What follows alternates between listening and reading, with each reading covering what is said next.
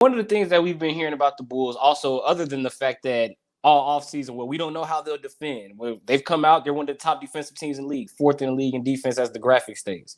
But also, one of the things we keep hearing is, well, they haven't played anybody yet. They beat Detroit twice, they beat New Orleans. Well, coming up next, they're going to see New York on Thursday, Utah on Saturday, Boston on Monday. So, could this uptick in competition, could this be the chance to finally see the real Bulls and really see what they need to work on moving forward?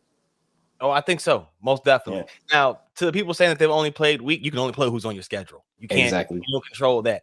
And I'll also say that these guys are professionals too. And one thing that I think we've noticed more is back to your point about the offense kind of struggling as we've gone on here. I think some of it you see is them having these consecutive wins in a row. It gets tougher. Yeah. Teams want to be the one to give you that first L, man. They want to hang that on you. So I think you see a confluence of things happening here where their offense is not bad by any stretch, but you definitely know that it's not near where it could be.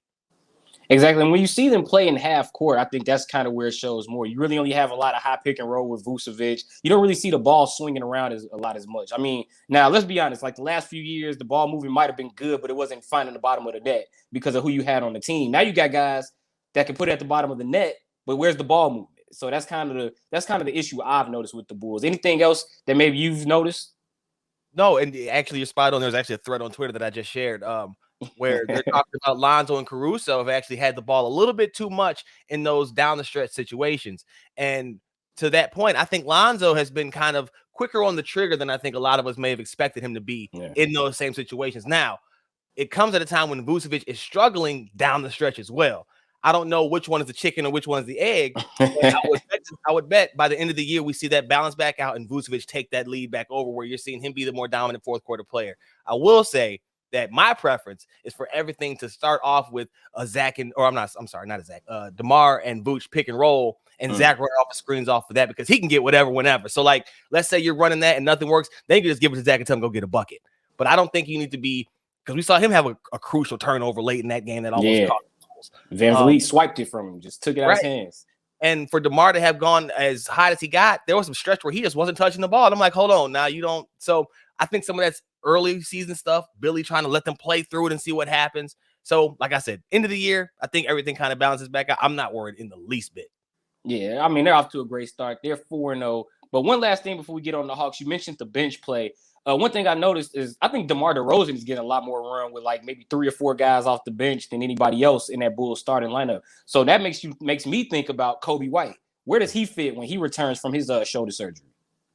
He is needed bad. Yeah. I was a guy who was saying that Coby might not, have room in this rotation, but looking at how the disparity between the starting production and the bench production, like Caruso and Green and I'm missing one. I know I am. Caruso, Green, Brown. And Brown, well, they get you spots, points and spots, but you can't rely on them consistently. And Coby, while not consistent, he's definitely more of a threat to score consistently than those guys are. And so on this team where you could have any one of the big three, have an off night, and then your other 2 starters, Pat Williams isn't very aggressive right now. I'm not really happy with his game. I know he's coming off an injury. I get that, but we need to see some more. And then Lonzo, like I said, sometimes has those moments still where you're just like, come on, Lonzo. So the lack of having Coby in the start of the season has really shown. And again, that's another thing that's just going to make this offense even better once they finally get healthy. All right, I know I said that was the last thing, but I'm glad you mentioned Patrick Williams. I saw what you wrote. About Patrick Williams, man. Hey, I do my research. I do the research. So I saw what you said about Patrick Williams. How much longer do you give him? I mean, I'm with you. I've had a few times where I've seen Patrick Williams. I'm like, that must be that upside we got to wait on. So what's going on with Patrick Williams that you're not seeing that you would like to see out of him moving forward that makes you think he'd be a better fit for this team?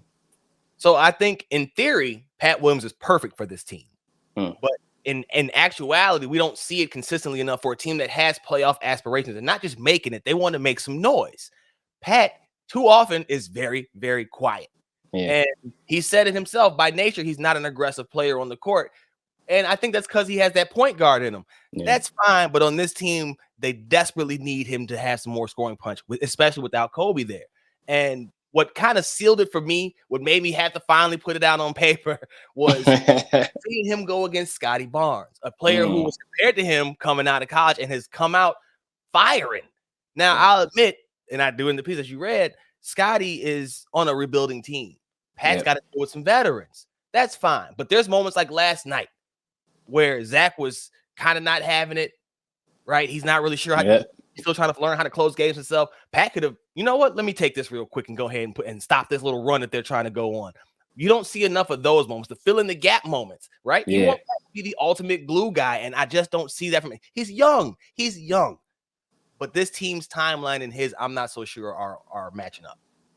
And I figured the Scotty Barnes matchup probably was the difference between, because I thought Scotty Barnes looked good, very aggressive, 13 points in the game last night, went right to the rim, even in the loss to Dallas. I mean, he put the ball on the deck, went right at Luka a few times. Patrick Williams, maybe you'll see some 4 for 12s, some 8 for 12s, you know, it's up or down. So I figured that Scotty Barnes was kind of the key for what brought that up about Patrick Williams. You don't even see Patrick Williams take double-digit shots sometimes. He's taking 4, 5, 6 shots. Like, we need you to do more than that. It's like I said, this bench is not built to score other than Coby. So even when Coby comes back, you really, and as I pointed out, they're small. So upside, you got to score. Everybody has to contribute on offense, and he's just not doing that enough. He's efficient when he does, but he doesn't do it enough.